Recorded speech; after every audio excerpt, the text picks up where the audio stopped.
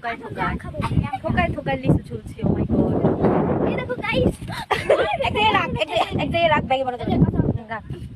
এই যে এটাতে দুই তিনটা ছিল যেগুলা দেখছো চলে এই তো বেড়ে গেল।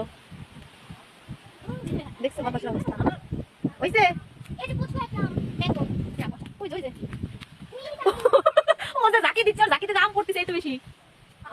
পাওতে জাকি দিচ্ছে রক্তিম, তুই কিন্তু পড়িস না বুঝিস।